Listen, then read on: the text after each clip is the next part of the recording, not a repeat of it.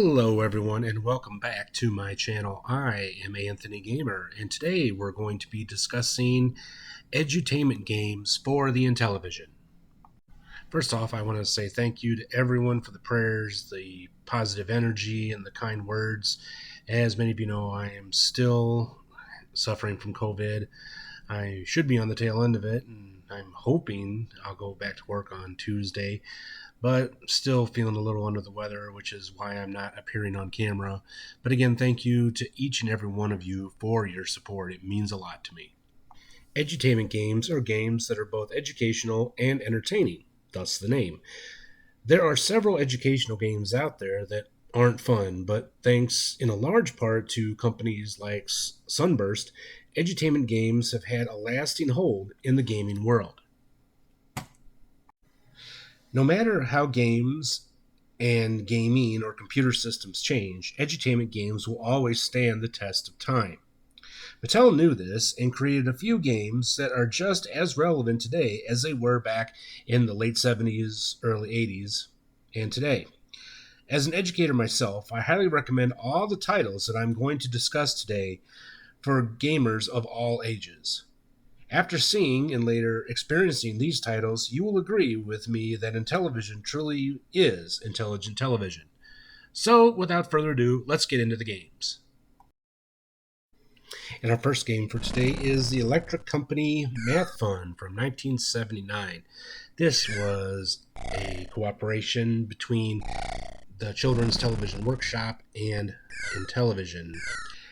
Now, many of you that were around during that time period, like me, grew up watching The Electric Company. It was a really fun show that came on PBS channels similar to Sesame Street, and it made sense that they would get into the video game market. Now, in this game, you take on the role of a gorilla who's racing another gorilla.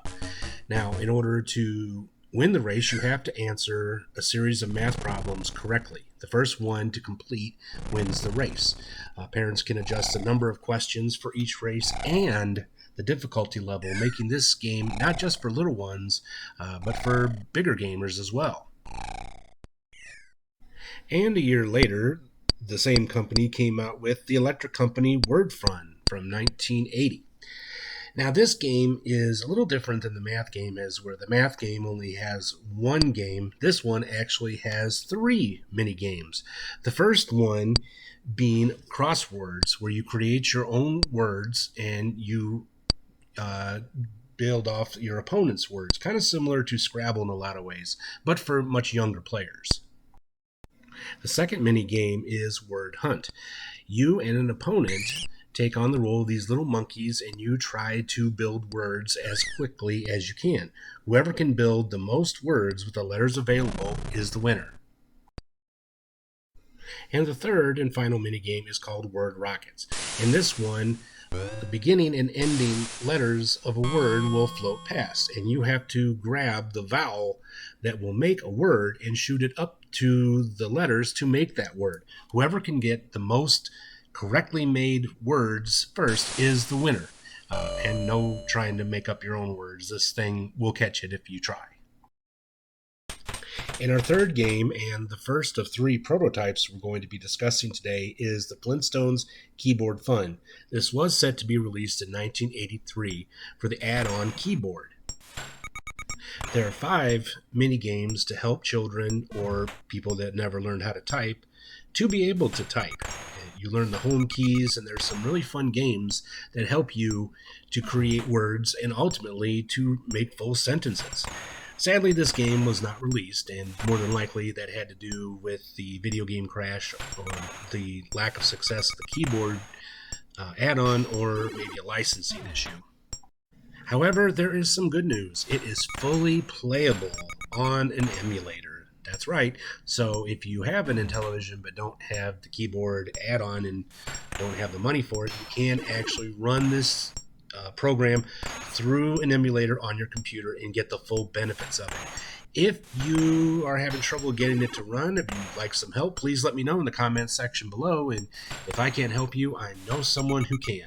So do not miss out on this opportunity to learn how to type with the Flintstones Keyboard Fun. Also, as an added bit of trivia, had this game been released, it would have been the very first Flintstones game. However, sadly, it was not released, and the very first Flintstones game was released for the Sega Master System, but we'll discuss that in another video. And next up, we have Game Factory. This was set to be released in 1984, also for the keyboard expansion. However, it was not released. From what I've heard, it's fully functional. I haven't had a chance to mess with it yet. If any of you have, please let me know about it in the comments section below, as I'd love to try it out if it is working. And if you've created some games using this program, let me know about it. I'd really like to hear what you have to say. And next, from 1983, we have the Jetsons Way with Words. Now, this game is not a typing tutor, although you could use your skills in typing with playing this. However, it's more of letter and word recognition and vocabulary building. How the game starts off, a parent or even a child can list 5 words that they want to build throughout the game. And you fly around in George Jetson's space car and you try to grab the letters in order to build the words. A really fun game and surprisingly addictive, no matter what educational level your child is on.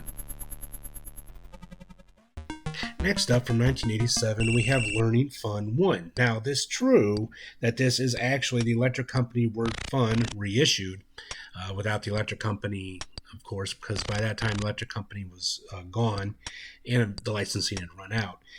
Now, it was a reissue. However, it was not just a reissue. It was a reissue, and they cleaned up the graphics a little bit, and they added another sub-game called Factor Fun, which is a real challenging game. If you've never played it yourself, give it a try. It's challenging and a whole lot of fun, even if you're lousy at math like I am. And next, we have Learning Fun 2. This was also released in 1987 by the Intellivision Corporation. And of course, it does have the same games as Word Fun, but also the graphics were enhanced and an added game was added on, and that being Memory Fun, which is basically the game Memory. However, on another note, don't forget these 2 games, Learning Fun 1 and 2, are a little valuable, as they've been known to go for $50 and up just as a loose cart. So if you're a collector, these 2 are definitely 2 games you should add on to your collection. And our final game for today is Magic Carousel. This was set to be released in 1983 and made use of the Intellivoice module that would use actual dialogue. This game was actually unreleased until it appeared in Intellivision Rocks in 2001, and it was also found on Intellivision Lives for the PS2. The gameplay is pretty simple, and it's obvious this was made for preschoolers or very young players. You are told to pick a specific animal off the carousel, and then you have a series of tasks that you have to perform with said animal. A really fun game, but honestly, there were times I really had trouble understanding what the voice was saying. I don't really think all the bugs were worked out on it. Regardless, this is definitely one game that anyone who has a young child in their life and has an Intellivision, this is a game to get for them, as they will really enjoy it, and you will enjoy playing the game with them. In our next episode, we're going to be looking at the games of the very talented Intellivision homebrew programmer Oscar Toledo G, also known as Nano Chess. Well, that brings us to the end of another episode of Classic Gamer 74. I really hope you all enjoyed it. If you did, let me know by smashing that like button with all your might. Subscribe if you haven't already, and don't forget to click that little bell icon down there so you'll be notified when I upload new episodes. Also, don't forget to contact me via my many social media platforms. Leave me some comments and suggestions in the comment section below. And yes, when I am starting to feel better, I will definitely start gaming on Twitch, as that would be a great place for me to meet some of you and game with you. So I'm really looking forward to that. Well, until next time, this has been Anthony Gamer. Have yourselves a great week. Be strong, be safe, be happy, be healthy, and above all, take care of each other, be kind to each other, and stop hate of all kinds. See you soon. Bye.